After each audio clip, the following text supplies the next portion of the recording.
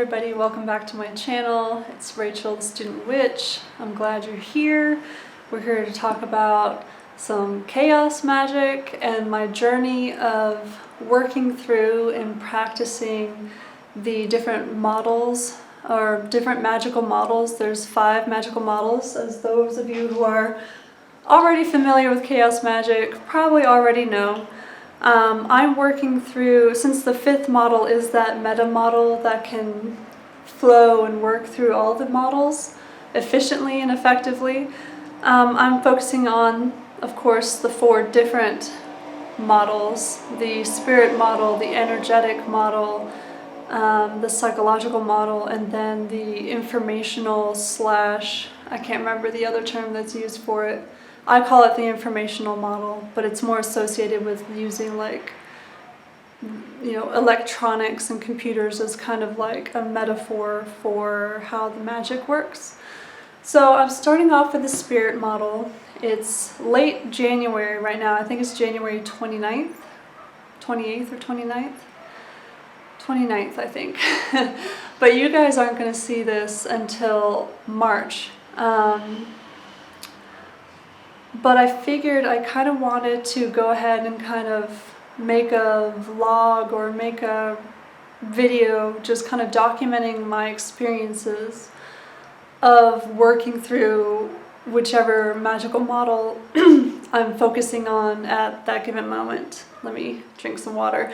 I'm sorry, by the way, that y'all are seeing me in my yoga pants, gym clothes, ponytail glory. I'm going to the gym later today, so I figured, and I'm staying home today, so why get dressed in everyday clothes? Why not just wear the gym clothes? But I'm hanging out here with Luna. She's in her box that she loves to just tear up and chew for some reason.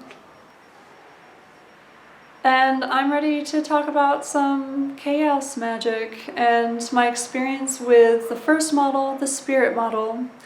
And I kind of wanted to start off 2020, and I'm thinking about structuring this in the following way. So I was thinking about dividing it up into seasons, the seasons of Chile, because this will be my first full calendar year in Chile, 2020. Right? So I'm still kind of unfamiliar or learning about what the weather is like here. So I've only experienced winter, spring, and now summer. I don't know what autumn is going to be like. So I thought about, well, which magical model do I associate with the season, with the current season? And so I figured, why not start with the spirit model? I think of spirit associated with fire. Right now it's summer. I associate summer with fire, so let's start with the spirit model.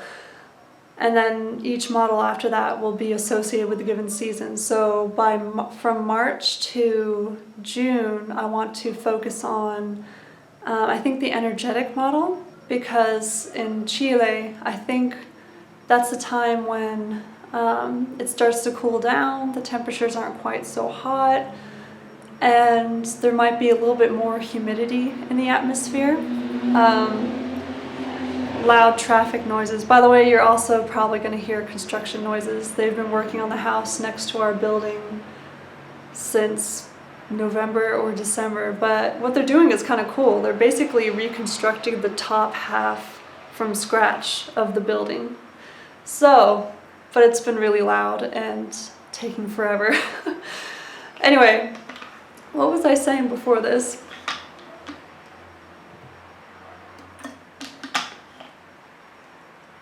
Oh yeah, so fall is going to be the energetic model, because I think the energy in the air is going to feel a little bit different as things cool down.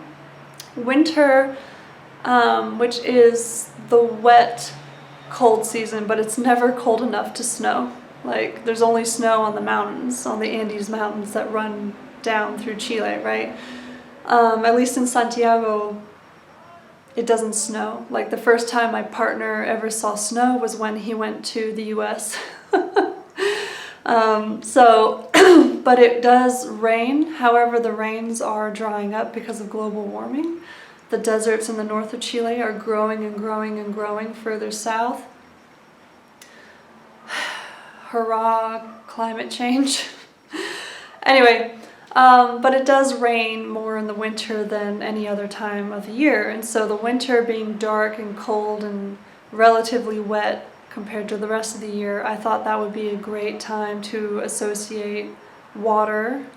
Water I associate with the subconscious. That makes me think of psychology, and so I think it would be appropriate to work with a psychological model.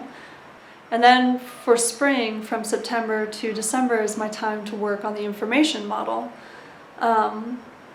which is probably the model I feel least comfortable with. So that'll be kind of interesting going into that. But for right now, at the end of January, I've been thinking about and revisiting some classic chaos work or chaos books and materials about chaos magic, including, actually I have it here,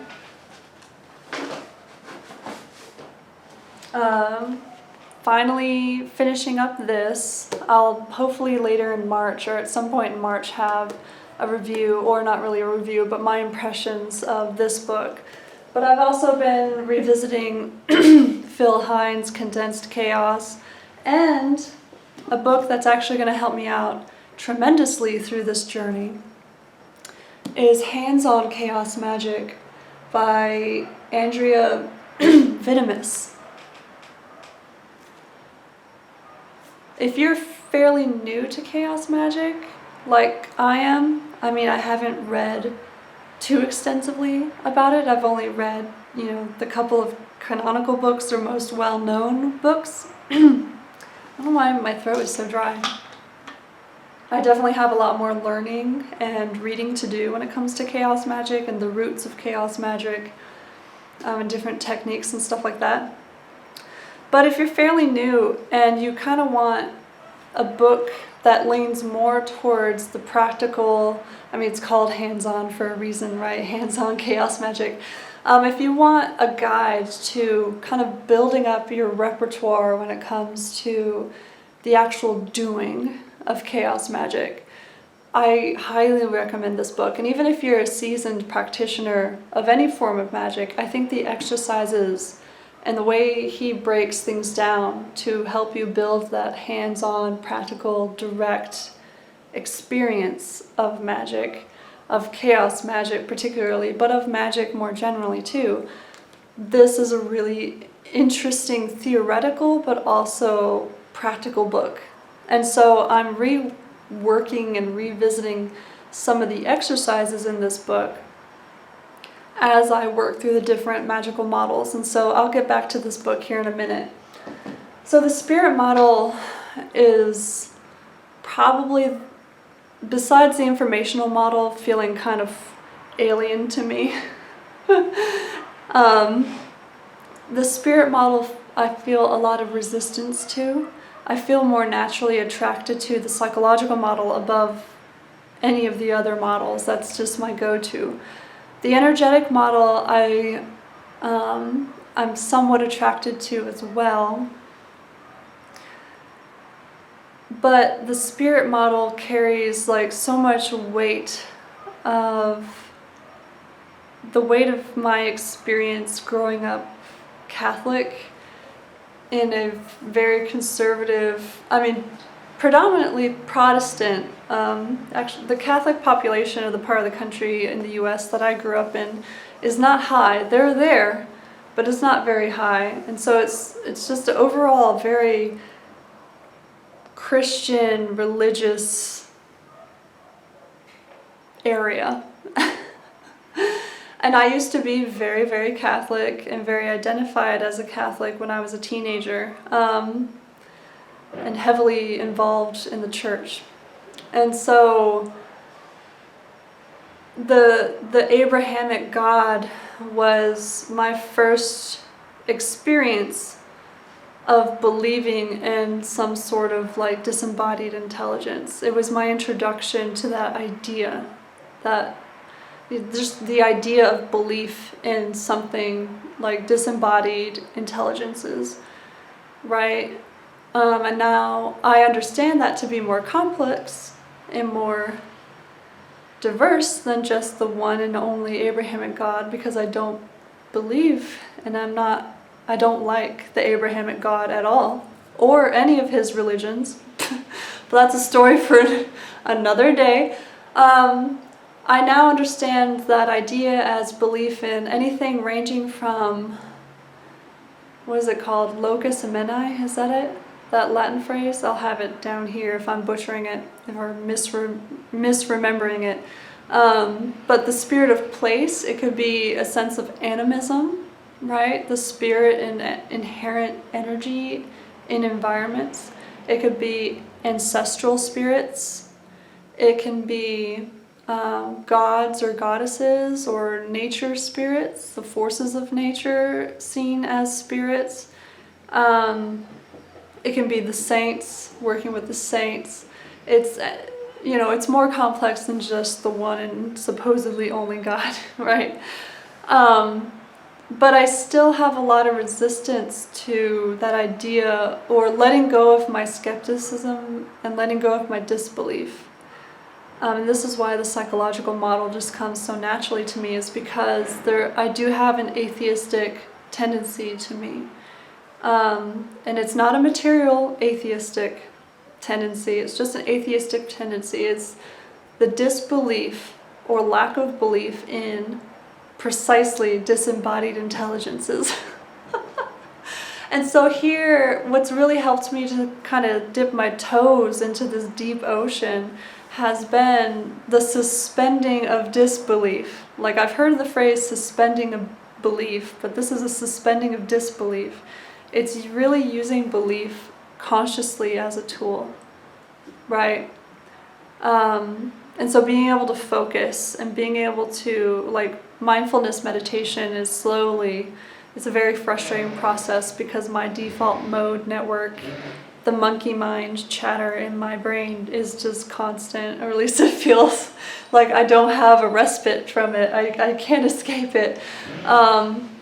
But mindfulness meditation is something that I really want to make a commitment to in 2020. I'm not going to say that I'm going to meditate every single day, because that's just not realistic for my commitments and social life and my life with my partner.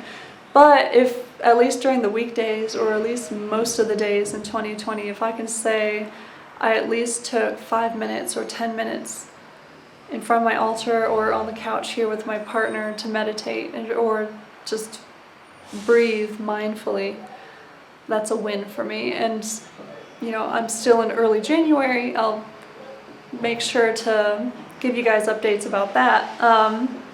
But so far it's already been healing, and I knew it was healing. I've known for a long time I needed this mindfulness practice, but I resisted it because there's still a part of my ego, my self, my current sense of self is still resisting this mindfulness practice a little bit, because it knows that ultimately it will give birth to necessary change in my relation to myself, my self-talk and my anxiety issues. And it's just resisting that change. It's kind of resisting the necessary change, but I'm slowly getting over that. And the only way to do it is to just sit down on your butt and do it. It's to do it. Do the thing you fear, and the death of fear is certain. I can't remember who said that. I'll have it written here. It's been just a mantra, a prayer, words of power, whatever you want to call it for me. For the past, probably about 6 months. Do the thing you fear, and the death of fear is certain. Anyway, so mindfulness is helping me to build that awareness and self-awareness, to be able to ignore or just let go of that kind of natural tendency towards disbelief temporarily, so that way I can just open myself to the experience of a more devotional type of practice. And for a while I was having trouble deciding what should I devote myself to. Should it be my matron? Because I already have a daily kind of practice relationship with her, at the very least, if I don't have time for anything else. probably 5 days a week, I at least burn incense to her and I thank her. If I don't have time for anything else, I always do that to my matron. And so I've already had a consistent devotional practice to her, but I want to deepen it. Because I didn't know if I should focus on Mother Mary right now. Should I explore a new relationship with a new deity or a new kind of concept or spirit? The idea of the daemon has been fascinating me lately. I've been kind of drawn to the idea of the genius or the daemon as like the creative spirit that exists within you, that can express itself through you. You are just the conduit to, allow for the manifestation of this creativity. And in my case, it's the writing of my dissertation, of my research. And how if you ignore that daemon or that genius, and I was ignoring it because of fear and my anxieties about my academic performance, it can become a demon. It goes from being your personal genius, your daemon, to being your demon. And that was exactly what was happening to me. So I played around with that idea. Actually, in December, I think I was thinking about that kind of idea, but I didn't know exactly how to approach it because I feel like I haven't studied enough about the concept of the daemon or the genius.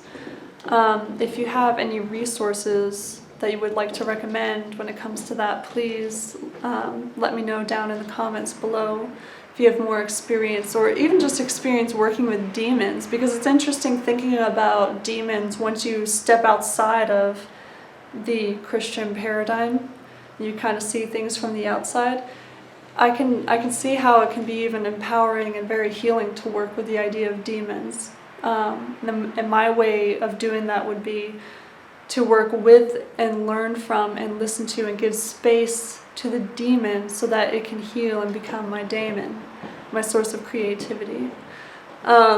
That's like a future project down the road, because ultimately I don't feel like I'm ready for that. But let me know down below if you do have more experience with that, and resources to check out about those kind of things.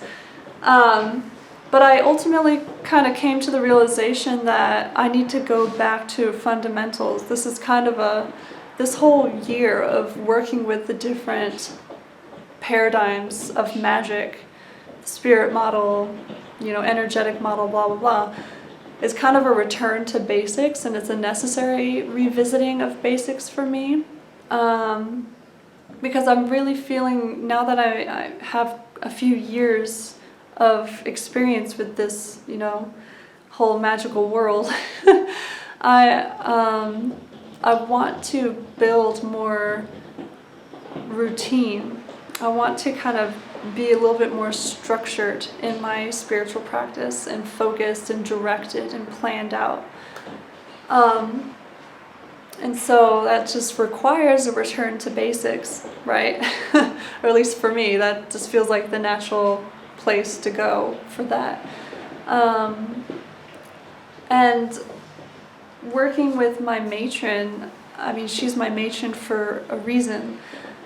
I call her Mama Creatrix. She is represented, or the representation of her that I feel most drawn to are the ancient Venus statues from 20,000+ years ago. I'll include the representation of her that I have on my altar here.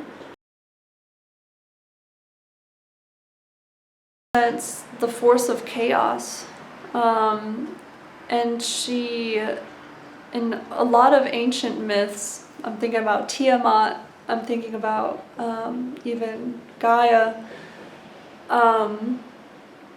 she's associated with the turbulent wildness, chaos of the oceans, and even the depths of the oceans, right? As a kind of symbol of the depths and chaos and disorganization and movement of the early universe, right? And so it's just kind of natural for me to associate Mama Creatrix, this force of chaos, with the oceans, with the element of water. That's one way that I'm kind of choosing to approach her, and that leads me to the moon. And so as part of my kind of devotional practice to Mama Creatrix, my matron, my rock and foundation, I want to be more focused and regular about my moon rituals, because I kind of do them sporadically. I always make note of when the full moon is, and if it's a full moon, sometimes I just feel like I need to open up the window and look out and just gaze upon her and think about just how it's just really interesting to think about how many other people are looking up at the same moon around the world, right? It's a fascinating thought to me. But anyway, sometimes that's enough. Other times I have done more defined ritual with either the full moon or the new moon. But associating the moon now, and this is a recent development, with Mama Creatrix, the moon kind of becomes a more celestial symbol of that power of chaos. And when I say chaos, I'm not really talking about the more colloquial way that we use the word chaos to refer to like natural disasters and stuff like that. I'm thinking more of chaos from chaos theory. And so chaos to me principally means two things: the interconnectivity and interdependence of everything, right? And the necessity for entropy, right? Because in chaos, once you define something or a set of things as a system, whether you're talking about the solar system or whether you're talking about the universe or the human body, you define the human body, right? That also means you need to recognize that that system is going to disappear, it's going to deteriorate, it's going to go through that process of entropy, because that allows for chaos and new connections to begin again. And so there's a cyclical sense, this kind of constant motion between creation and destruction within chaos and the forces of chaos. And the moon is that constant movement between fullness and emptiness. And so there's just a really nice parallels between the moon and from what I understand, I'm not an expert, but from what I understand and how I've kind of built meaning around chaos theory and how that's actually really helped my thinking in other areas of my life, not just in my spiritual work, right? Another interesting thing is I'm a Cancer rising, and so that means the moon rules my natal chart. It's, something at least as far as I know, I'm fairly new to astrology. I'm slowly, at a snail's pace, working my way through this book. This is my first astrology book, and it's a workbook, and I love it. I'm only, how many pages in? I'm only about 45 pages in. But once I finally finish this, I'm going to put up a review. Might not be until the end of the year at the pace that I'm going, but it's something that I try to keep in mind or in the back of my mind anytime I'm trying to figure out what something means in my birth chart, because I'm slowly beginning to teach myself how to interpret my own birth chart. Very beginning. I'm at the very beginning stages of teaching myself astrology, and someday, somewhere down the road, within the next 5 years, I think, I would love to actually put down the money and pay for a class. So if you've had a really good experience with like an online class or working with a specific astrology teacher that I could work with independently of where I'm located in the world through the internet, right? Let me know down below, because that's something I want to kind of put in the back of my mind and keep in mind for later when it's when I'm ready, when it's time for me to take a class. But anyway, the moon is very prominent in me, in my how I express myself and the way that I think. The moon rules my chart, and so that also helps me to kind of build up and feel more comfortable with working with my matron in a more devotional practice kind of way, using that belief in spirit, using belief as a tool in the spirit model, to just, I feel like sometimes I have to kind of I need to quiet down and kind of shut up my brain and just allow myself to be in the present moment to experience it. And I think that's where the magic of the spirit model and using belief in goddess and my matron in this example as a tool to experience the eternal in the present moment, right? I think that's where, for me personally, that's where the power of the spirit model is right now. Of course, working with ancestor spirits would be different. Working with other goddesses or gods or deities from other mythologies is definitely going to be different.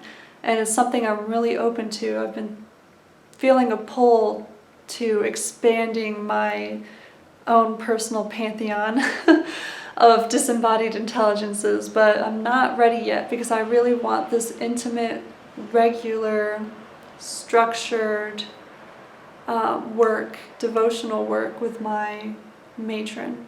I feel like this is where I need to build my foundations when it comes to using the spirit model for magic. And so returning to this book,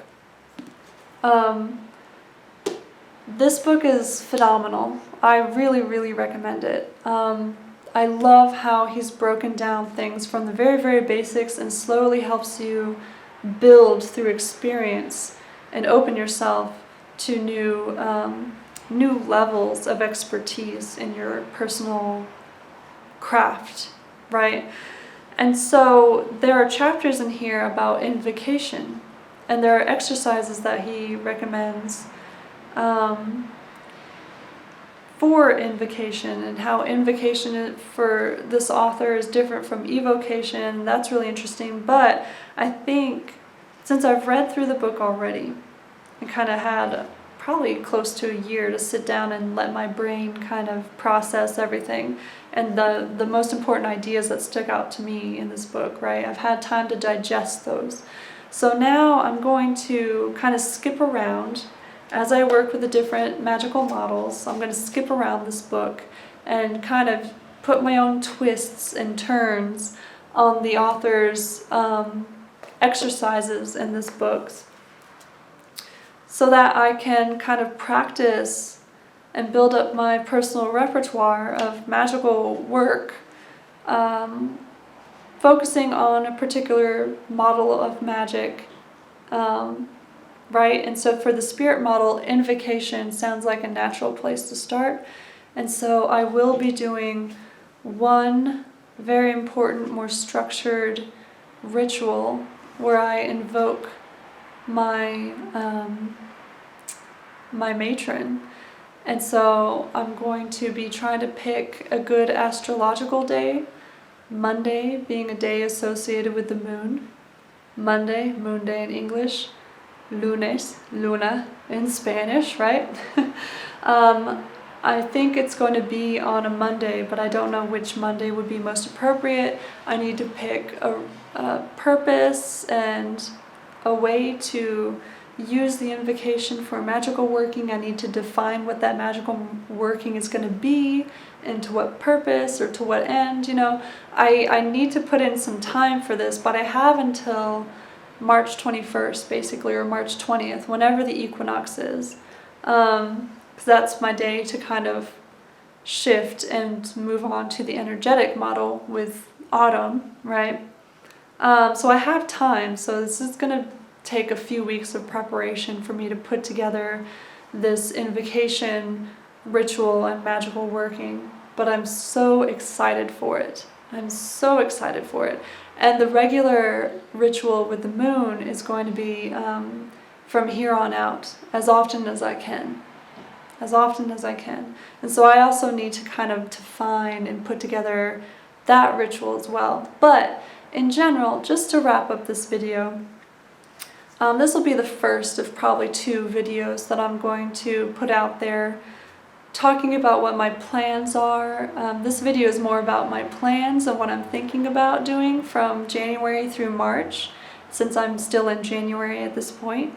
And the next video will be a video I make more towards the end of this first quarter or this first season, kind of wrapping up and sharing my impressions and my experiences with the spirit model, with a new, like, revived dedication to the moon being associated with my matron, and also how my ritual went. My invocation ritual. So be on the lookout for that. And until then, until next time, happy magic making and many blessings.